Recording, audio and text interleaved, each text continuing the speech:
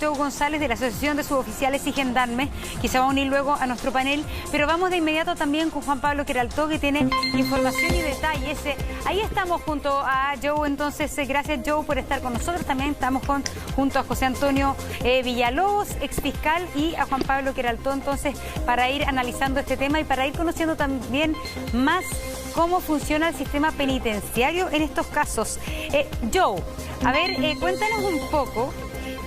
Dentro de lo que tú sabes y lo que tú conoces, ¿cuál es la condición en la cual está encarcelado, está internado bajo Gendarmería Hernán Calderón Argandoña? Buenos días. Buenos días. Las condiciones en que está, cumpliendo la prisión preventiva, en primera instancia son para nosotros bastante singulares. Son condiciones que nosotros creíamos estaban un poco extintas conforme avanzó la reforma procesal penal. Yo tengo 24 años de servicio y esto no se había dejado atrás. Reitero, son condiciones bastante singulares. ¿En qué sentido se dejó atrás? ¿Antes era una práctica, Joe? Sí, era una práctica recurrente antes de la reforma procesal penal. Ya. Era una reforma, era una situación en que sectores acomodados, recurrían bastante, muy recurrentemente cuando enfrentaban la justicia para poder llevarla adelante ante los tribunales, la usaban. Por eso nos extraña que hoy día, cuando está esta nueva reforma en donde se supone que la justicia avanzó en un sistema igualitario para los internos, donde también hay cierta garantía de un juicio transparente y justo, se ven estas condiciones donde también se distraen recursos institucionales importantes, se ven estas condiciones. Ahora bien, nosotros hemos obtenido información de que las condiciones en las cuales se está llevando esta prisión preventiva son bastante adecuadas en el contexto que se están dando. Reitero, yo conversé con los funcionarios, conversé con algunos y me dicen que las condiciones son adecuadas. ¿En qué sentido son adecuadas, Joe? Porque acá hay es un interno, una persona que está presa, pero que tiene, según la jueza, una condición psiquiátrica y que por lo tanto se le permite cumplir la prisión preventiva en una clínica psiquiatra para que inicie tratamiento, para que sea estabilizado.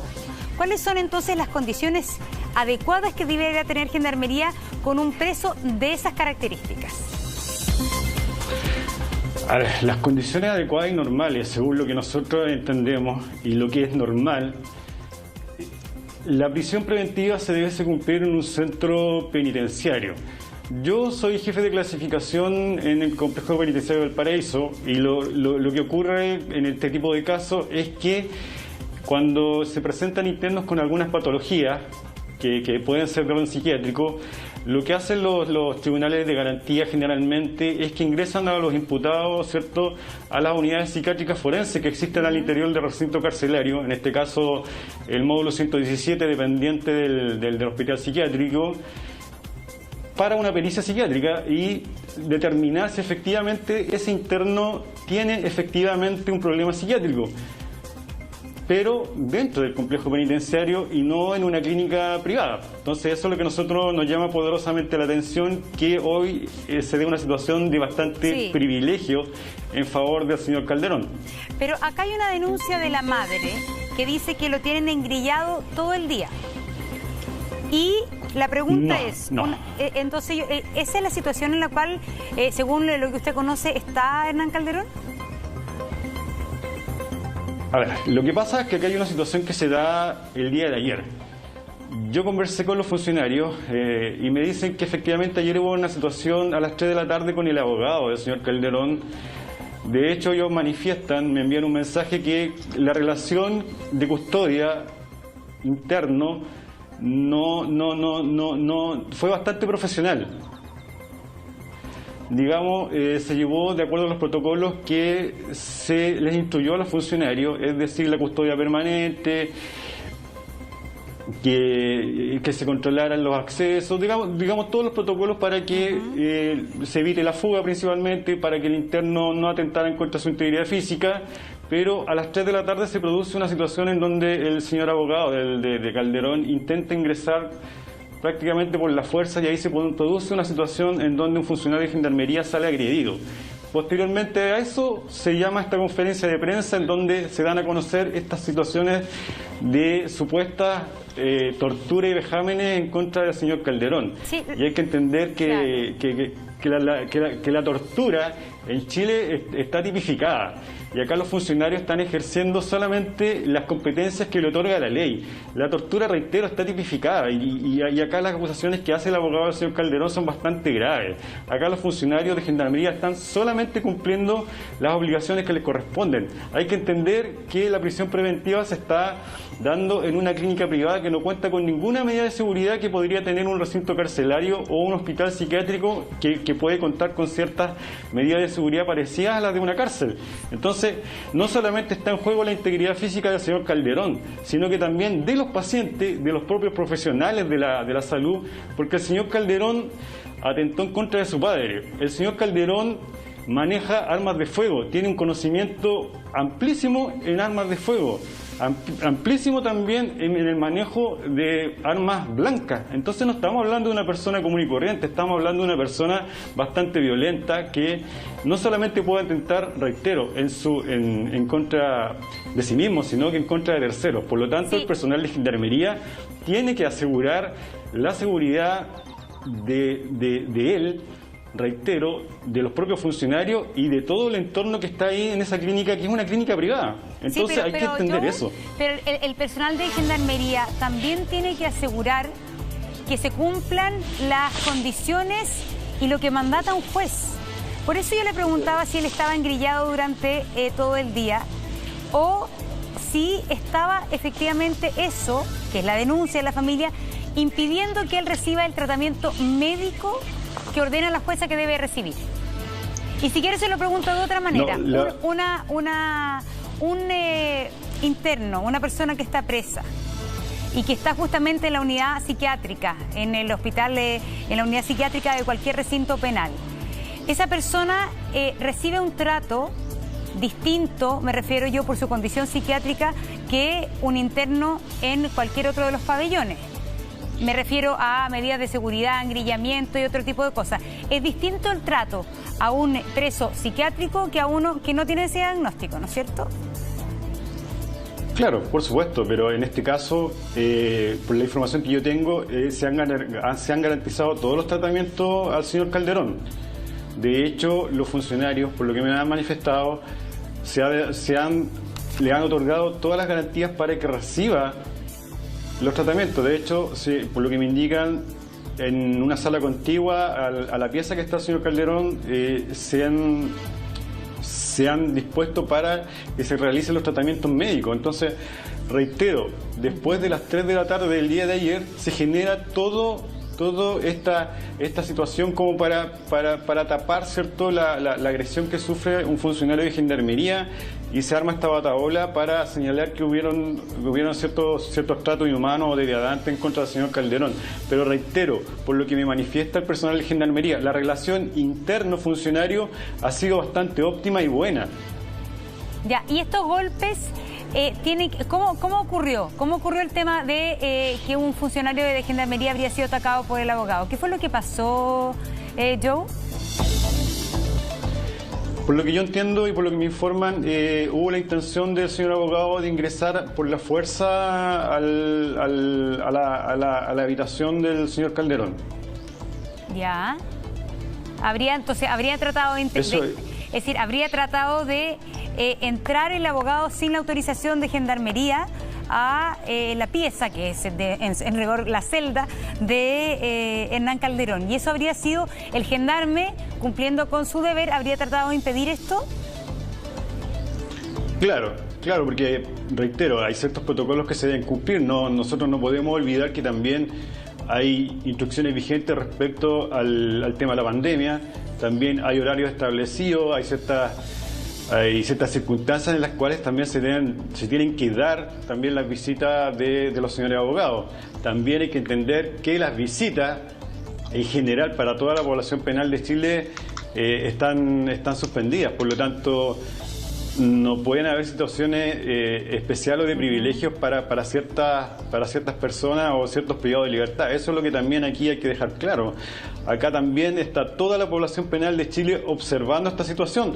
No solamente el país en general, sino que también la población penal en general que ha soportado la pandemia y que también ha tenido, a pesar de ciertas situaciones que han pasado en algunas unidades penales, también ha tenido un comportamiento, digamos, aceptable en esta situación de emergencia que estamos pasando como país. Entonces, también hay que tener en patente esto. Yo creo que aquí el Poder Judicial tiene que tomar decisiones coherentes con lo que está pasando en nuestro país y entender que estas situaciones de privilegio no se pueden dar en nuestro país. Sí, de hecho, Joe, los internos de nuestro país no pueden recibir visitas de familiares desde marzo, si no estoy mal con la fecha. Exactamente. Estamos a fines de agosto y no han podido recibir, solamente les pueden llevar. Exactamente. Uno ve aquí, nosotros estamos cerca de la cárcel de Santiago, uno de la penitenciaría, y ellos no reciben visitas desde marzo. Entonces, obviamente, acá hay un tema que es súper duro y que yo creo que quizás José Antonio lo puede también conversar. Porque más allá de eso, yo creo que esta sensación de privilegio, esta sensación de que efectivamente se están tomando medidas especiales porque se trata de gente famosa, es, yo creo, algo que es súper difícil y que pone a la justicia también en entredicho, José Antonio. Sí, porque lo dice Joe, él no había visto nunca ni un caso en que mandaran a alguien a cumplir prisión preventiva que tuviera un diagnóstico psiquiátrico a un recinto privado. Entonces, en ese sentido, yo creo que por eso también genera tanta rabia en mucha gente, ¿no? Hola, Montserrat, buenos días. Mira, lo que ocurre, Montserrat, es que todo parte y todo comienza desde lo errático y confuso de la resolución del tribunal. Porque recordemos que en un inicio, en la audiencia de formalización de cargos, cuando el tribunal decreta la prisión preventiva, no lo hace, ¿cierto?, fundado en temas psiquiátricos, es decir, la jueza no toma la determinación en términos de una enfermedad psiquiátrica de esta persona, sino que lo hace solamente en términos preliminares para que sea atendido, compensado preliminarmente en la clínica donde se encontraba y posteriormente que fuese derivado a un centro de Gendarmería de Chile, cual es, como lo dijo en esa oportunidad, el Centro Penitenciario de Santiago 1, donde él debía, a continuación de los 7 días, ingresar a dependencias de este recinto carcelario. Ahora, ¿qué es lo confuso de esto? Primero, el objeto de la derivación, ¿no? Porque se dice para que él sea compensado, ¿cierto? Y ahí ya tenemos una confusión, una imprecisión, ¿cierto? No sabemos cuál es el objeto preciso de esa compensación. Lo único cierto es que tenemos un plazo de 7 días donde él debía ser compensado y luego derivado al centro penitenciario, pero aquí el fundamento de la defensa, no nos olvidemos que no fue solicitar una suspensión del procedimiento y que él fuera internado provisionalmente en un centro médico. Lo que se dio cuenta es que él tenía algún tipo de enfermedad que le impedía en definitiva estar en un recinto carcelario. Y la jueza lo que hizo fue que en base a una cautela de sus garantías constitucionales, que eso está muy bien porque tiene las facultades para hacerlo, y además es su deber resguardar las garantías de los imputados, lo que hizo fue entonces derivarlo para una compensación. A mí me hubiese gustado que en la audiencia los intervinientes, por ejemplo el Ministerio Público o los abogados querellantes, hubiesen tratado de precisar cuál era el objeto de esta compensación, porque así nos evitábamos posteriormente todas estas dificultades que uno podría avisorar desde el inicio de la audiencia y el término de la audiencia de formalización de cargo. 1, el tema del objeto. 2, el tema del plazo, si esto se iba a prorrogar finalmente en el tiempo. 3, las dificultades que tiene Gendarmería de Chile para cumplir su rol en un centro privado, en una clínica privada. Lo ha señalado el representante de Gendarmería. Es complejo para ellos llegar a un lugar privado que no tiene todas las medidas de seguridad, en el cual seguramente nunca habían estado antes, nunca fue analizado previamente en términos de seguridad, para que tomen todas las medidas pertinentes del caso. Uno entiende que la situación particular en la cual se encuentra este imputado es una situación en la cual fue enviado por una resolución del tribunal a una suerte de compensación médica que debe tener, no son privilegios, creo yo. Lo que debe tener en el fondo es un análisis particular y excepcional conforme a lo que la resolución ordenó. José Antonio, sí, es que hay un tema bueno. Danos un segundito porque queremos estrujar también a Mauricio Valdivia, que es psicólogo forense y que se tiene que ir luego, por eso mismo. A ver, ¿cómo entiendes justamente tú esta situación que está diciendo José Antonio? Esta situación en la cual se dice que tiene que estar compensado o que se lo va a autorizar estar 7 días en esta clínica para ser compensado. ¿A qué se refiere con eso? ¿Y qué pasa con este tema de los resguardos de gendarmería, por un lado, para que no se escape, para tener un régimen seminormal ahí respecto a otros internos, pero también una persona que tiene que iniciar un tratamiento? ¿Cómo lo ves tú, Mauricio? Sí, gracias, Monse, buenos días. Mira, aquí hay muchos elementos que considerar. Dentro de ellos, el primero posiblemente que el informe que emitió la clínica no es un diagnóstico, sino que es un informe que en el elemento principal caracteriza justamente que sería un paciente altamente impulsivo con un alto riesgo de ideación suicida. Eso ya lo habíamos comentado, que posiblemente lo que justifica la toma de la decisión por parte de la jueza. Por otra parte, tenemos que considerar que en nuestro país está el debe, es decir, aquí estamos viendo y estamos hablando de privilegio y discriminación, pero estamos al revés, se nos está olvidando la parte más importante, cómo el Estado aborda aquellos casos con mayor gravedad, con peor diagnóstico, con mayor compromiso criminal, y justamente recordar casos como en los que hemos visto que se han muerto niños al interior del Sename. Claro. Recordemos el caso de la muerte de Lisette. Es justamente porque el Estado no fue capaz de entregar un servicio adecuado justamente a aquellos que están en condiciones más complejas. Y justamente tanto al interior del sistema penitenciario como en el sistema general, estamos con un Estado al debe. Y por otra parte tenemos que considerar que los privilegios o la discriminación que se está hablando ahora debe adecuarse a las condiciones mínimas que garanticen la seguridad de las personas. Es decir, las medidas de seguridad deben ser proporcionales y deben ser proporcionales de acuerdo a una justificación racional. Recordemos el caso también de Lorenza Coyihuán en Concepción. ¿Se recuerdan? Es decir, que ella justamente dio a luz justamente engrillada. Y a partir de ese caso hubo una resolución de la Corte de Apelación y la Corte Suprema en relación a este tema.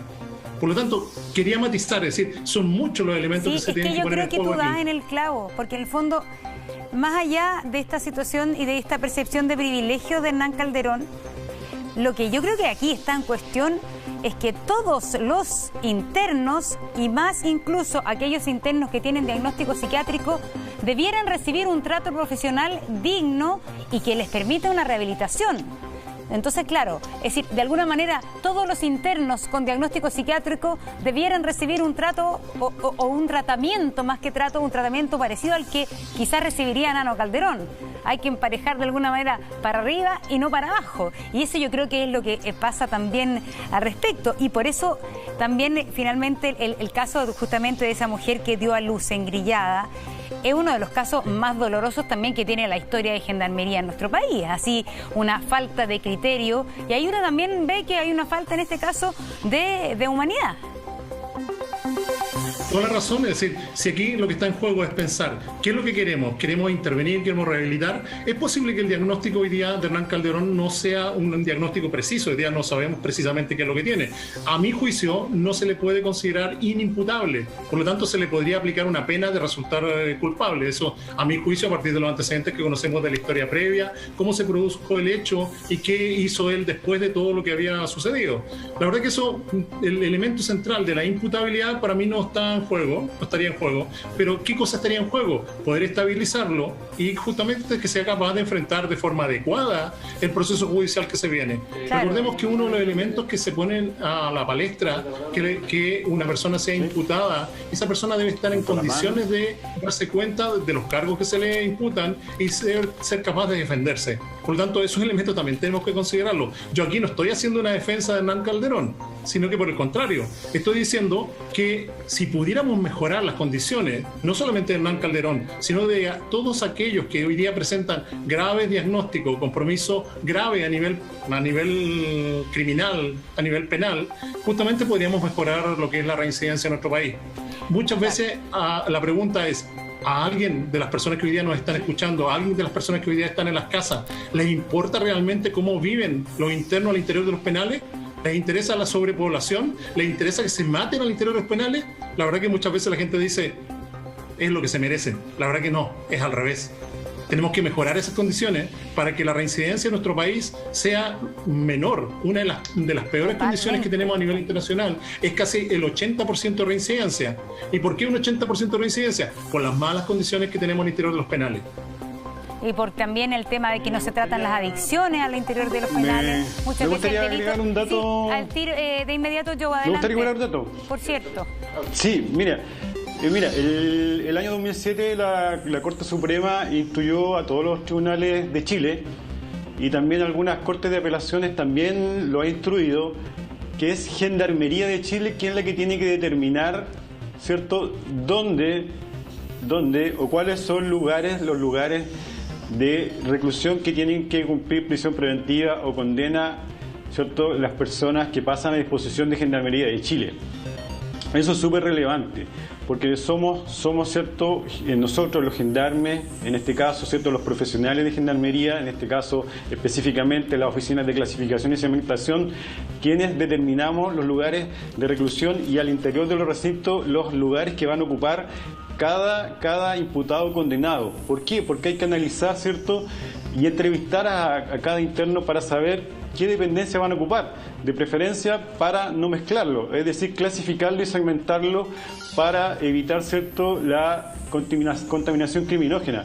Y este caso es súper relevante, porque no puede, ¿cierto?, una autoridad que es ajena a Gendarmería, ¿cierto?, ordenarnos, ¿cierto?, mezclar a la población penal, porque eso produciría un problema súper grave, en donde evidentemente nos generaría conflictos internos dentro de la población penal. Por eso es tan relevante que la autoridad, tanto política como judicial, entienda que la opinión de Gendarmería es relevante. Y esto también va unido con lo que pasó con el caso Ámbar.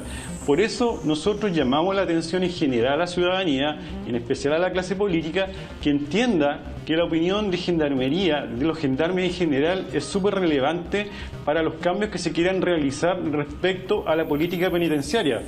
La persona que me antecedió hablaba de la reincidencia. La reincidencia evidentemente es muy alta en Chile y eso se da específicamente porque a nosotros no nos han escuchado. Nosotros desde hace mucho tiempo estamos denunciando que hay una crisis en el sistema penitenciario y esa crisis se da específicamente porque ha habido una sordera en la clase política en general que no ha entendido que hay un problema de base en las cárceles chilenas, en donde efectivamente el delito se va reproduciendo. ¿Y por qué se reproduce? Porque no hay políticas institucionales que sean sistemáticas en el tiempo. Acá, generalmente, en Chile, lo único que se hace... Sí, es que está súper interesante, lo que estás diciendo y queremos profundizar en eso. Lo que pasa es que tenemos que despedir a Mauricio Valdivia, que tiene que ir a entregar, parece que un informe urgente. Solamente, sí. Mauricio, antes de despedirte, ¿puede ser que esté pasando aquí en la Clínica El Cedro un conflicto entre los criterios médicos y los criterios de Gendarmería? Porque en el fondo a los médicos a cargo le interesa y su responsabilidad profesional es preocuparse médicamente de esta persona que para ellos es un paciente. Y Gendarmería está preocupada, en primera opción, de evitar que se fugue y evitar que se quite la vida. Entonces aquí también deben haber 12, finalmente, objetivos en choque. Y eso debe pasar mucho también al interior de la cárcel.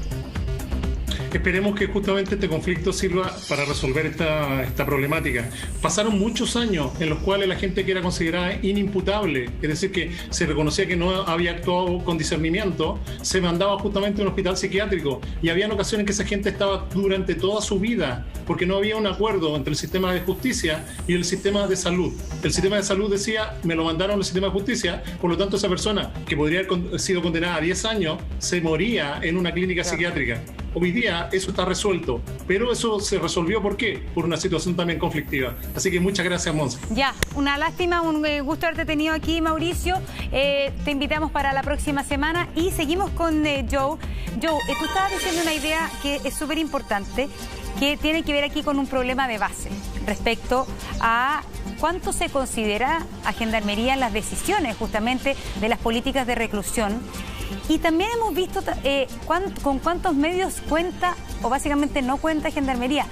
En un programa, en uno de nuestros capítulos en la semana pasada, hablábamos que había cerca de entre 1 y 3 psiquiatras para todo Gendarmería. Yo no sé si tú nos puedes corroborar ese dato, porque cuando hablamos así de pocos profesionales para Gendarmería, es evidente que aquí ustedes tienen finalmente una imposibilidad de asumir los temas de salud mental al interior de la población penal. Claro, lo que pasa es que el sistema penitenciario en general está invisibilizado. ¿Y por qué se invisibiliza? Porque en general en Chile las políticas para combatir o para solucionar los problemas de la delincuencia generalmente se tienden a solucionar con medidas mayormente represivas, es decir, con policía.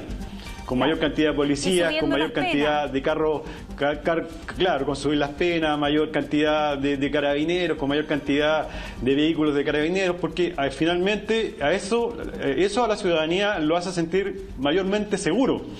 Y eso también a la clase política también le hace subir los votos. Pero en la práctica vemos que eso no causa mayores efectos. ¿Por qué? Porque la gente que va egresando de la cárcel va reincidiendo y esa reincidencia es muy alta. Y eso es lo que nosotros tenemos que ir solucionando como país. Cuando el país entienda que tiene que bajar los niveles de reincidencia, evidentemente va a bajar los niveles de inseguridad, porque eso es lo importante. Hay que entender que hay que invertir en Gendarmería. Si se invierte poderosamente en carabineros, en investigaciones, esa inversión tiene que ir de la mano en el sistema penitenciario, y eso es lo que no se hace en Chile. Nosotros como gendarme, y como gendarme hablo en general, hablo de las 3 plantas institucionales, hacemos grandes esfuerzos, pero esos esfuerzos tienen que ir de la mano con inversiones importantes. El Estado chileno tiene que entenderlo. Hasta el momento han existido solamente maquillajes. Entonces Chile tiene que tener una política penitenciaria, completa. Sí. ¿Cuántos psiquiatras hay en Gendarmería? Porque hemos tenido datos que son uno contratado y 2 en yo trabajo en el complejo penitenciario Valparaíso y psiquiatras propiamente tal de Gendarmería no hay. No hay. Propiamente tal no hay. Al interior del complejo, por ejemplo, donde yo trabajo, funciona la unidad psiquiátrica forense, que es dependiente del Hospital Salvador. Ya. Pero es una unidad que funciona dentro de Gendarmería, pero depende del Hospital Salvador. Claro. No es de Gendarmería. No es de Gendarmería. Sí. Nosotros como Gendarmería... Ustedes como Gendarmería no tienen psiquiatra en Valparaíso. No tenemos psiquiatra ni para los internos ni para los funcionarios. O sea, en salud mental estamos totalmente abandonados. Y los cupos para la población penal son súper limitados. De hecho, tenemos listas de espera. Y eso es lo que yo te explicaba recién. Cuando ingresan internos en prisión preventiva con orden de pericia psiquiátrica, nosotros tenemos listas de espera. Y esa lista de espera, nosotros los imputados tenemos que tener los módulos de tránsito, mezclados a veces con otros imputados. Entonces, por eso nosotros estas situaciones de privilegio nos llaman poderosamente la atención que hoy día se estén dando. Yo te dije que estas situaciones, yo tengo 25 años de servicio y esto yo lo vi, pero cuando funcionaba la justicia antigua. Sí, me acuerdo que no en la reforma procesal penal. Los delitos económicos pagaban los presos, las familias de los presos por tener los capuchinos. Y Capuchino se incendió. Cuando existía Capuchino, exactamente, cuando existía Capuchino. Un segundito, yo quiero saludar a Daniel Tapia, ex general de Carabineros, que está con nosotros también. Daniel, ya vamos a conversar contigo. Hay algunas informaciones que nos vienen desde la Comuna de la Reina, nuevos antecedentes allí que nos cuenta Lucho Ugalde. Lucho, adelante. Sí, si me muevo o estoy con el teléfono es precisamente porque me están llegando estos antecedentes y estamos viendo acá también lo que va pasando. Lo que les iba a contar